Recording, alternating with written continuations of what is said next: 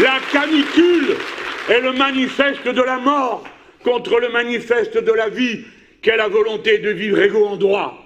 Voilà ce qu'il faut nous dire d'abord. Et le reste, ce sont de pitoyables marionnettes qui ont obéi à des ordres qu'ils n'avaient même pas eux-mêmes imaginés et qui, en dépit de leurs échecs accumulés, reviennent avec la même superbe et les mêmes grands airs nous faire la leçon sur ce qui est raisonnable et ce qu'ils ne sauraient pas en politique. Enfin quoi?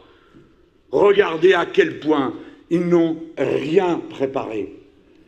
Écoutez tous, rappelez-vous, en 2003, nous avons été pris par nos bons sentiments, on nous a dit « il manque de climatisation partout ».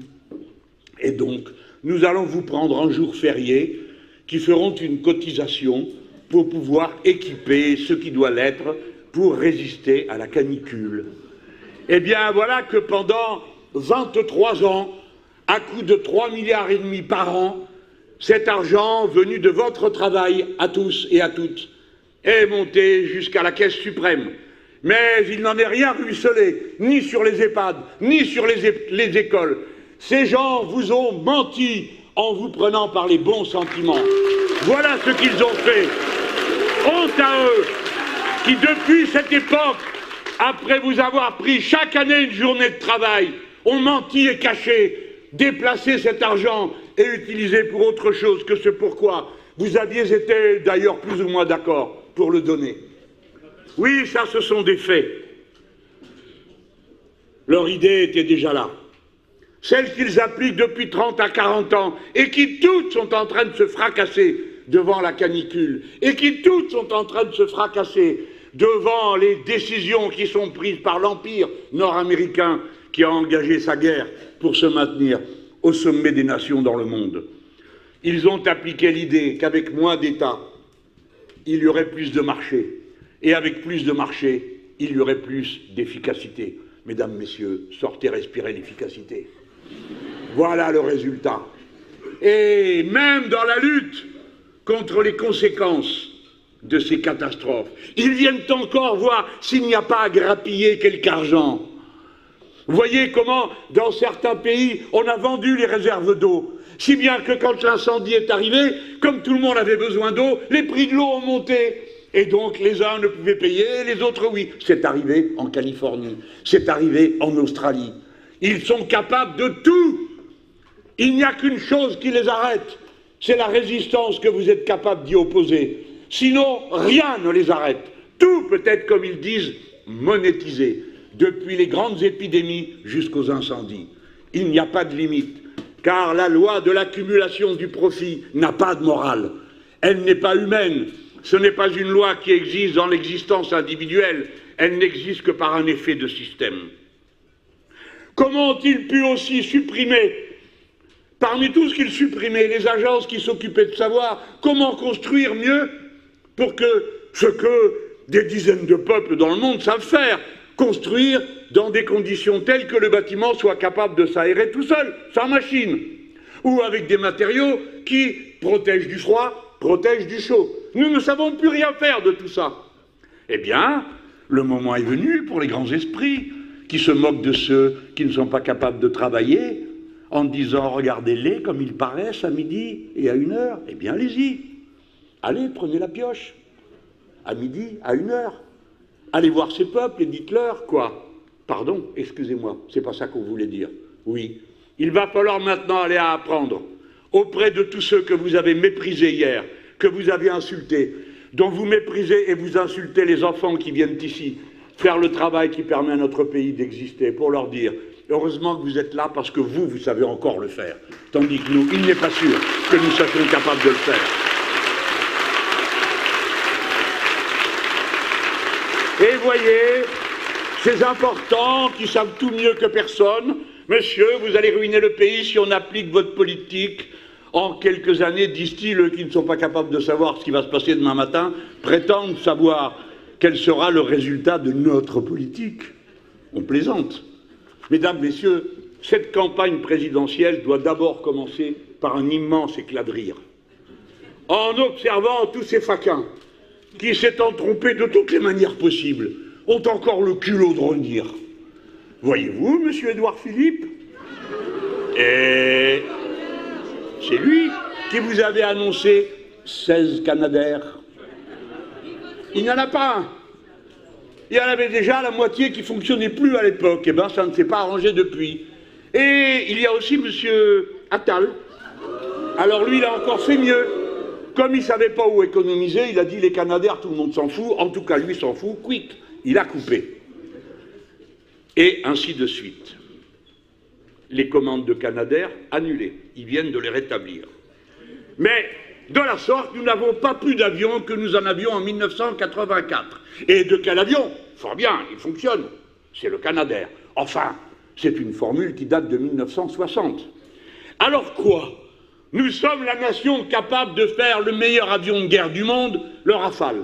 Nous sommes la nation capable de prendre la tête de tous les marchés de l'aviation commerciale en faisant voler des avions dans lesquels les Français ont introduit des techniques uniques au monde pour en alléger le poids et bientôt la quantité de carburant qui sera consommée.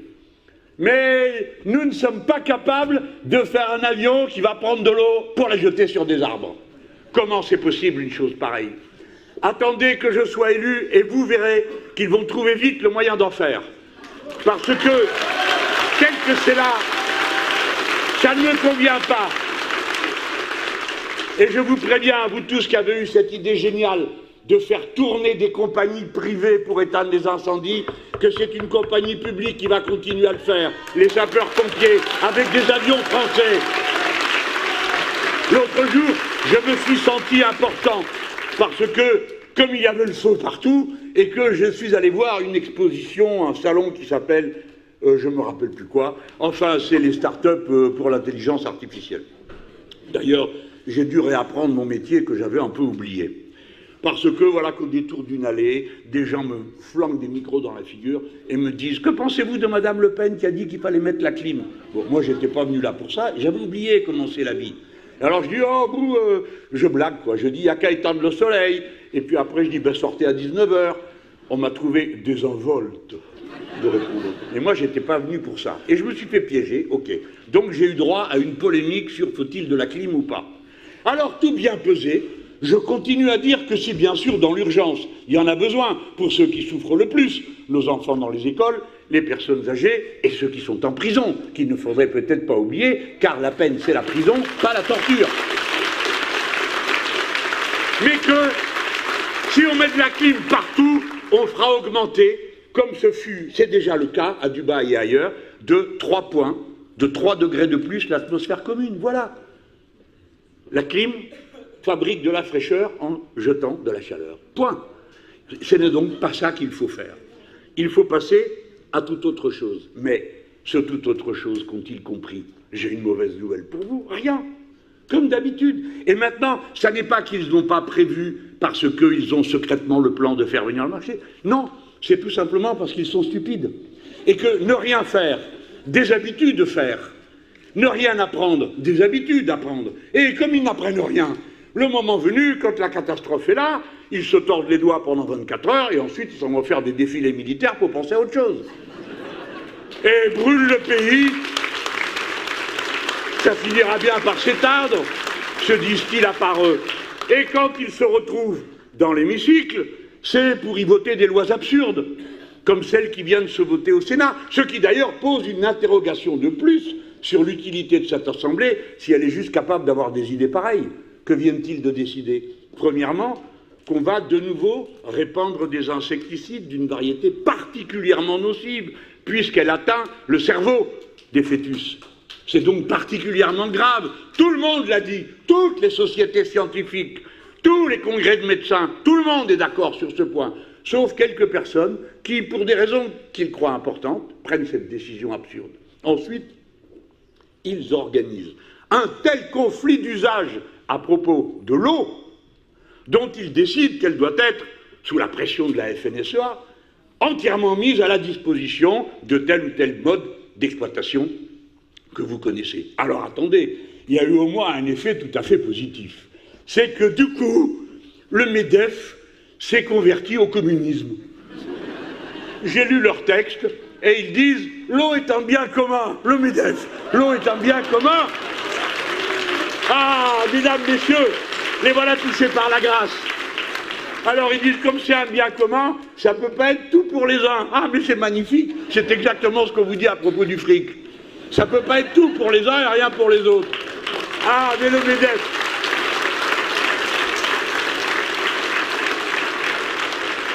Excusez-moi, là je ruisselle là, mais je ne suis pas tout seul. Mais c'est moi qui suis dans l'écran, alors ils vont me montrer en train de ruisseler la bouche grand ouverte. Si bien qu'on va avoir une connaissance de mon corps approfondie dans ce pays, en plus de mes amygdales. Mais voilà pourquoi, puisqu'ils le prennent si bien et qu'ils me semblent avoir pris un si bon départ, je vais accepter leur invitation à aller à leur université d'été pour leur dire ce que dorénavant nous allons faire, car en matière de collectivisme, c'est quand même moi le mieux placé. Qui va voter cette loi? Je vous prie.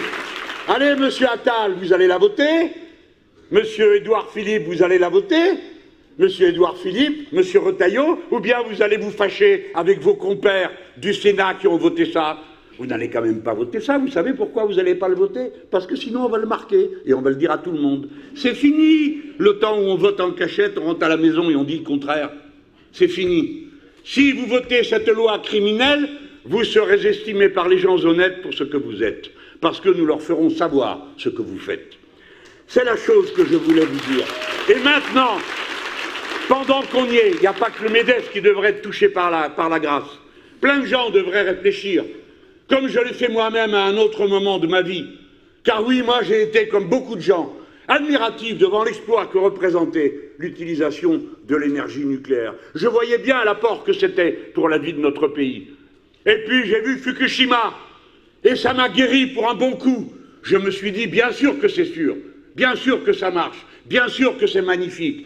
Mais le jour où ça ne marche plus, et où c'est plus magnifique, la catastrophe est irrémédiable, irrattrapable, pour des milliers d'années. Et alors je me suis penché en me demandant quels sont les laboratoires qui travaillent dans ce pays pour savoir comment on peut refroidir, comme on dit, les déchets nucléaires, c'est-à-dire faire baisser le niveau de radiation qu'ils contiennent. Eh bien, je vais vous dire combien il y en a. 0.